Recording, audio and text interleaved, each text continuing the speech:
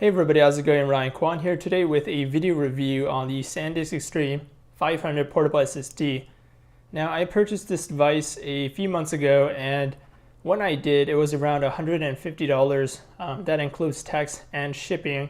But actually on Black Friday and just a few weeks ago, it was actually at a very low price of $89.99. Now it's actually back up to around $100 for the 240 gigabyte model.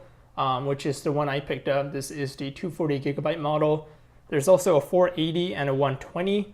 The 480 is nearly double the price of the 240, and the 120 is a little under $100. So in terms of pricing, it's pretty competitive. The Samsung T1 is, as of now, a bit cheaper than the Extreme 500, but I did also actually do a review on the Samsung T1, but I had a few issues with it. I didn't really point them out too much in my review because they didn't really irritate me too much at that time, but that's why I kind of opted to get or try out at least the Extreme 500, and I've actually really been enjoying using the Extreme 500. The performance has really been up there, and the usability or ergonomics with just how it's built and I guess its overall features just have really impressed me. So I went over the pricing. Now with the different variations in the capacity, you do get a little bit of performance changes. So with the 240, I actually don't remember, but it's around, I believe, 400 read or up to 400 read, and I believe around 350 megabytes write. So you do have varying performance with the different capacities. I'll have, because I don't remember, I'll just have it like shown up here in the video so that you guys can see what the max read and write speeds are for the different capacities. Enough of me babbling, let's get into this review. So yeah, just going over the physical hardware here really quickly. As you can see, it looks like, I guess, like a square, but it's like a rounded square. So pretty cute design, I guess. You got the Sandisk logo. You got a clip here so that you can clip it onto a backpack or something. You've got the capacity Extreme 500. And what I also really like, or is probably one of my main favorite features of the Extreme 500 compared to the T1 from Samsung, is you've actually got a rubber foot on the bottom. And that pretty much, just helps it to prevent sliding around on surfaces. It's something so simple and very basic, but it actually makes a huge difference in comparison to the T1 in actual real world usage. So like when I was in Starbucks, editing videos, it's a slippery desk, so like this wouldn't slip around, but for the T1, it does move around and sort of annoys you if it does kind of constantly move around and stuff. So it didn't really play nice with my OCD. So the Extreme 500 definitely is a winner in terms of ergonomics, in my opinion. Over here, you've got a rubber port or rubber cap, I guess, to cover up the micro USB 3.0 port here. Now you do get an included cable, of course, so you can plug this end in here, which I will do. Very simple. And if you got this end with your typical USB 3. Now for some people this cord may be a bit too short for people on the go, like me. I only really use this on the go. I don't use it for my home or office applications at all, so the length isn't a problem for me. But for people who do need extra length, finding a cable like this one, the micro USB 3.0 to a USB 3, they're kind of very hard to find, at least very high quality ones. So I would recommend looking hard into getting one of these cables. If you do need a longer one, they might be a bit pricey because they're just not very common cables as of now. So definitely something to keep in mind. So yeah, let's plug it into my MacBook Pro and get everything up and running. So I will plug the USB 3 end into my MacBook's USB 3 port. There we go. And I will just log in. All right, so we have Extreme 500 showing up here on my desktop, and I will double click it. In terms of included software and documentation, you do have, or in the box, you didn't really have any manuals or stuff. So they just sort of put all the PDFs and files into the Extreme 500 itself. So I did not delete any of those files, so I will show them to you. So you've got your Sandisk Secure Access folder. Now, Secure Access is Sandisk's own software to, password protection software for your files when using their flash drives, and also this Extreme 500. So you've got two files in this folder. You've got your quick start guide and also how to download for Mac. Now, for Windows, I didn't really try it out, but I believe you could just double click the Sandisk Secure Access version 3 _ Windows.exe file, and it should install it onto the Extreme 500. But for Macs, when I double click the Sandisk Secure Access v3 _ Mac, it said I couldn't install it on the Mac. So that I quickly realized was because I needed to download another file. So if I double click the download for Mac in the Sandisk Secure Access folder, it'll give you the instructions, but pretty much you gotta click the ready to download, go to their software page, and download the file over there. And once you do, you'll get this file, install Sandisk Secure Access version 3.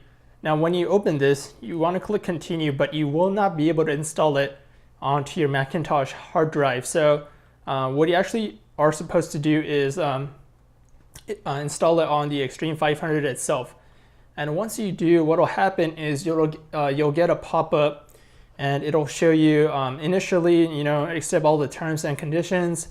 And after you do that, you'll make a password page, and that's pretty much so that you can create a password for your own private vault.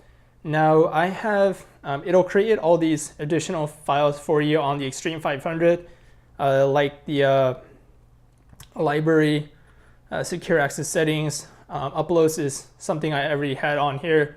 But yeah, you'll get a Sandisk Secure Access Vault, which if you double click, has all these encrypted files and stuff like that. So that's not really important, but what is important is after you set up initially like your password and stuff, you can close out of all of the programs and just open up this, the Sandisk Secure Access v3 _ Mac.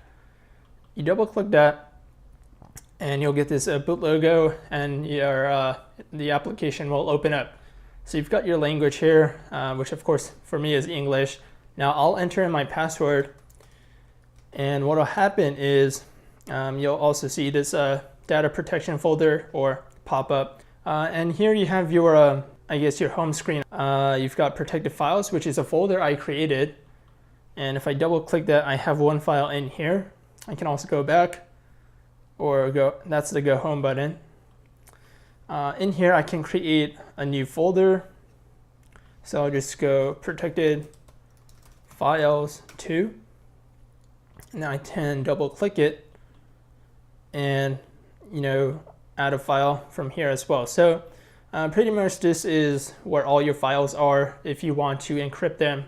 If you go to preferences here, as far as encryption goes, the only available option for this software is AES 128-bit. So that's what you're limited to.